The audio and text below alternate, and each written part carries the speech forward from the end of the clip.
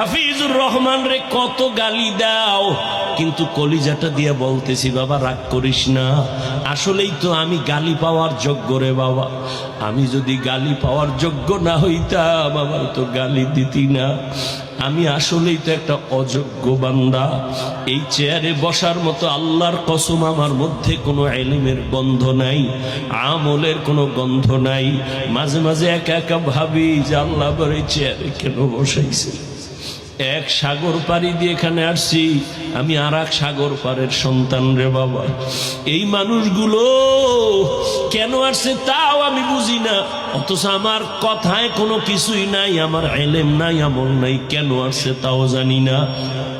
আল্লাহর কাছে এখন শুধু একটাই দোয়া করি, মালিক তুমি আমার সম্মানের জায়গায় বসাইছো, গুনার কারণে ফালাইয়া দিও না রে আল্লাহ। সম্মানের জায়গায় বসাইছো রে মালিক, গুনাহের কারণে তুমি ফালাইয়া দিও না। ও কলিজার যুবক, পায়ে হাত রাইখে বলি, কলিজা দিয়া মোহাব্বত করি রে বাবা। আমি এখানে একটা যুবকেরও হুজুর বানাবার জন্য আসি নাই, ভয় নাই। আমি তোমাকে একবারও বলবো না তুমি স্কুল ছাইরা কলেজ বাদ দিয়া মাদ্রাসায় যাও, দাড়ি লম্বা করে তসবিহ হাতে নাও, পাগড়ি লাগাও, একবারও বলবো না। বরং আমি তোমার পক্ষে কিছু কলিজা দিয়া দোয়া কইরা যাব। আমি শুরুতেও বলছি, আবারও বলি, আমার দোয়া কবুলের খোদার কসম গ্যারান্টি নেই, তবে এই মাঠে বহু আল্লাহর বান্দা আছে আমিন খালি ফেরত যাবে না। আর এটা রসুলের কথা, একজন আর আমিন যদি মজলিসে কবুল হয় সবারটাই কবুল হয়ে যাবে। ও আমার কলিজার যুবক,